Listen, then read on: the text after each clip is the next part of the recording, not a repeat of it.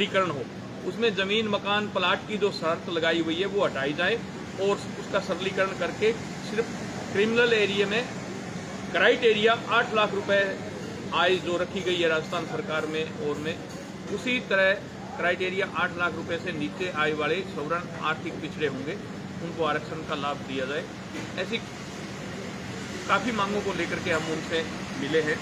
आने वाले बीएमसी चुनाव के लिए भी हमने टिकटों की मांग की है समाज के लिए और के लिए, और जो 5 स्टेट में आगे आने वाले चुनाव हो रहे हैं उनको लेकर के भी काफ़ी विषयों पर चर्चा हुई है।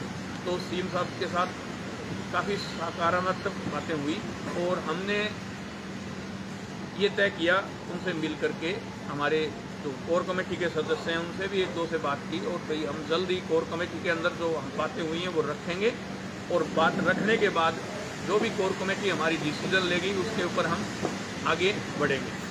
क्या मुंबई महानगर पालिका का चुनाव के लिए आप लोग तैयारी कर रहे हैं? तैयारी तो काफ़ी दिनों से है, आज से कोई तैयारी नहीं कर रहे, फिर काफ़ी दिनों से ही तैयारी चल रही है। महाराष्ट्र के हर जिले के अंदर राष्ट्रीय राजपूत करणी सेना की टीम है पहले से ही, और हमने यहाँ के प्रमुख बना रखे हैं। जैसे वार्ड का प्रमुख होता है वो अलग है, गांव का प्रमुख होता है वो अलग है, ऐसे हमने अलग अलग प्रमुख नियुक्त कर रखे हैं और उसके अंदर हम ये चाहते हैं बीएमसी चुनाव में मिलजुल करके चुनाव लड़ा जाए और उसमें हमारे राष्ट्रीय राजपूत करणी सेना की भी भूमिका हो। सर आपने कहा मिलजुल कर लड़ेंगे, किसके साथ मिलजुल कर लड़ेंगे? कितने भाई कल मुलाकात शिंदे साहब से हुई है शिवसेना से, तो अभी तो उनसे ही बातचीत चल रही है, तो उनको हमने ये ऑफर रखा है। तो इसमें राष्ट्रीय राजपूत करणी सेना भी इन्वॉल्व होना चाहती है। अगर आपकी पार्टी चाहे, आप चाहो तो हम इस पर विचार विमर्श करेंगे। कितने उम्मीदवार होंगे और क्या मुद्दे रहेंगे सर? देखो मुद्दे तो भ्रष्टाचार, राष्ट्रवादता और देश के राष्ट्रवादता के लिए ही करणी सेना जानी जाती है। और जहां गाय के ऊपर आंच आती है, कहीं भी गरीब बहन बेटी पर आंच आती है, कहीं भी मंदिर पर आंच आती है या इस देश के नागरिक पे आंच आती है, वहाँ करणी सेना हमेशा लड़ती रही है। इतिहास संरक्षण के लिए भी हम लोग लड़ते रहे, चाहे फिल्मों के अंदर इतिहास के साथ तोड़ मरोड़ करके प्रस्तुत किया जाए तो वहाँ भी हम लोग हमेशा डट करके उनका मुकाबला किया है और आगे भी करते रहेंगे। वैसे काफ़ी मुद्दों को लेकर के हम लोगों ने, जो माँ पद्मावती के टाइम मुकदमे दर्ज हुए थे उस पर भी मैंने ज़्यादा प्रकाश डाला है, क्योंकि वो तारीखों पर युवाओं को जाना पड़ता है, होना जाना उसमें कुछ नहीं पर टाइम वेस्ट होता है, इसलिए सरकार ने घोषणा कर दी तो वो इनको वापस ले लेना चाहिए। क्या मुख्यमंत्री साहब की तरफ से कोई पहल की गई जिन जो मुकदमे लगाए गए हैं?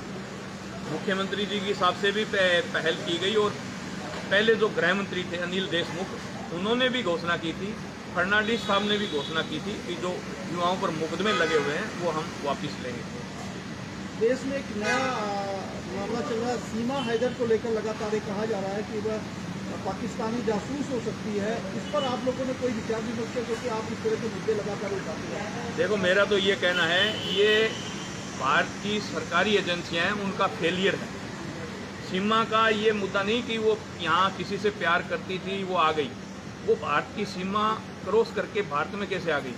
सबसे बड़ी बात तो ये है, भारत की खुफिया तंत्र और भारत की जो एजेंसियां हैं उनको सोचना चाहिए और सोचने पे विवश होना चाहिए। तो ये एक महिला होते हुए आ गई तो वहाँ तो कोई भी आ सकता है, कैसे भी आ सकते हैं पाकिस्तान से आतंकवादी, दूसरे रास्ते से दूसरे देश के होते हुए जैसे नेपाल होकर के आगे। तो ये सरकारी एजेंसियों को सोचना चाहिए। मैं तो ये कहना चाहता हूँ, उसको 4 बच्चे पैदा करने के बाद प्यार उमड़ा और वो भी ये भारत के एक लड़के से। क्या 4 बच्चे वैसे हंसते खेलते ही पैदा कर लिए कि उसने प्यार में नहीं हुए क्या वो, या उसने शादी नहीं की थी? तो ऐसी महिला है वो, उसकी जांच एजेंसियों को जांच करनी चाहिए भी ये मामला ओरिजिनल है क्या।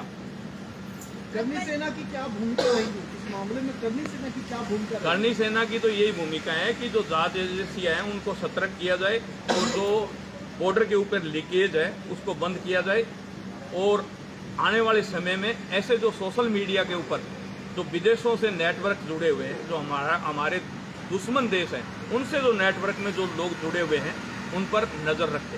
सर एक सीमा हैदर की जो बात है, उन्होंने एक काफ़ी वीडियो जमकर वायरल हो रहा है, उन्होंने कहा है कि ठाकुर भी कह सकते हो, ठकुरानी भी कह सकते हो, ये किस तरह से देखते हैं? देखो मैं बताऊं भाई, ठाकुर का मतलब काफ़ी कन्वर्ट हुए हैं जो भारत के अंदर क्याम खानी राजपूत हैं, वो राजपूतों से कन्वर्ट हुए हुए राजपूत हैं, वो आज अपने आप को आज भी ठाकर समझते हैं। तो उसकी कोई, अब वो कौन सी जाति से हैं, कौन से गोत्र से हैं, ये तो मैं नहीं बता सकता, पर ठाकुर बनने के लिए बलिदान, त्याग और राष्ट्रवादता कूट कूट के भरी हुई हो ना, वही ठाकुर कहलाता है। जब करनी सेना का नाम आता है तो खाली राजपूत उसमें होते हैं, तो चुनाव मैदान में खाली राजपूत कैंडिडेट ही उतारेगी करनी देखो, करनी सेना के अंदर हमारे भाईचारा कमेटी भी है। करनी सेना है वो राजपूतों की संस्था है, हम मानते हैं, पर उसके अंदर भाईचारा कमेटियां भी है। भाईचारा के अंदर सभी को हम साथ लेकर के चलते हैं। सर, और जो चंद्रशेखर रावत जो है, जिसको जो है एक बार होता है, उनको फिर से जो है मतलब जो राजपूत को टारगेट किया जा रहा है। इसके पहले अमेठी के विमलेश सिंह को उन्होंने हुआ था, उसका उनके परिवार को टारगेट किया जा रहा है चंद्रशेखर रावत के जरिए। तो किस तरह से देखते हैं जब राजपूत को जो है टारगेट करने के बाद उनके परिवार को? देखो, ये टारगेट कोई किसी को भी कर सकता है। भारत के अंदर स्वतंत्र नागरिक है, वो किसी को कोई भी टारगेट कर सकता है, पर जो योगी जी की टीम है, योगी जी की जो पुलिस है, वो दूध का दूध और पानी का पानी कर देगी। तो उम्मीदवार की बात की जाए तो कहाँ से उम्मीदवार उतारे जाएंगे? अभी बीएमसी चुनाव में यहाँ से शुरुआत करेंगे, फिर आगे देखेंगे आगे कितना स्टेट में बढ़ता है, या पूरे महाराष्ट्र में बढ़ता है, या दूसरे स्टेटों में भी शिवसेना और करनी सेना मिल करके एक साथ रहेगी या नहीं रहेगी, वो आने वाले दिनों में आपके सामने बात रखेंगे। सर, आपने जी ने क्या कितना इंटरेस्ट जताया करनी सेना के साथ में? देखो, मुख्यमंत्री जी क्यों नहीं जताएंगे? मुख्यमंत्री जी तो आप चाहते हैं ये भारत है, ये विश्व गुरु बने, और करनी सेना भी यही चाहती है भी भारत है वो विश्व गुरु बने।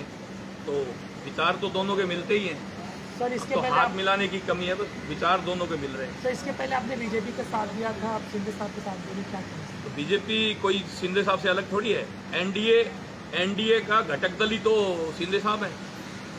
सर, राजस्थान समाज यहाँ मुंबई में बड़ी संख्या में रहता है, तो आपकी कल क्या चर्चा हुई उसके बारे में? देखो, राजस्थान समाज के बारे में भी मैंने सीएम साहब के सामने बात रखी कि यहाँ व्यापारियों को बहुत तंग किया जाता है पुलिस के द्वारा। पुलिस द्वारा क्या होता है, किसी भी एक को चोर बना करके ले आते हैं और कहते हैं भाई मैंने यहाँ 10 ग्राम 20 ग्राम चोरी का सोना बेचा था। वो चोरी का सोना बेचा हो या ना बेचा हो, पर वो मारवाड़ी को टारगेट किया जाता है। मारवाड़ी का मतलब गुजराती, यूपी से आए हुए, राजस्थान से आए हुए जो बाहर के यहाँ व्यापारी हैं, उनको टारगेट पुलिस द्वारा किया जाता है। तो मैं तो ये कहना चाहता हूँ कि दोनों जो भी चोर और व्यापारी है, उन दोनों की लोकेशन मिलाई जाए और सच्चाई और ओरिजिनलिटी हो, वहीं पुलिस कार्रवाई करे। ये दवेशतापूर्वक ये कार्रवाई ना करे कि ये बाहर के व्यापारी है इसलिए इन पर कार्रवाई हो। तो मेरा तो यही कहना है, सीएम साहब के सामने भी मैंने ये बात रखी थी कि यहाँ बाहर के जो व्यापारी हैं उनको पुलिस द्वारा तंग किया जाता है, नाजायज तंग किया जाता है। तो उन्होंने कहा मैं इस पर प्रकाश डालूंगा और जांच करवाएंगे। जिस तरह से देखा जाए तो यहाँ पर जो राजनीति में देखने को मिल रहा है, कभी इस पार्टी के उस पार्टी में किसी की कोई जगह नहीं नजर आ रही, इस राजनीति को आप कैसे देखो, ये तो पार्टियों के जो राष्ट्रीय अध्यक्ष हैं वो जाने, और जो जिस पार्टी से टूट करके दूसरी पार्टी में जा रहे हैं वो उनके अध्यक्ष जाने भाई किस कमी के कारण आज उनको छोड़ करके वो दूसरी पार्टी में जा रहे हैं। उनमें कोई ना कोई कमी तो रही होगी। इसलिए मैं तो यही कहना चाहता हूँ उन पार्टियों के राष्ट्रीय अध्यक्ष हैं, उनको अपनी पार्टी पर ध्यान रखना चाहिए।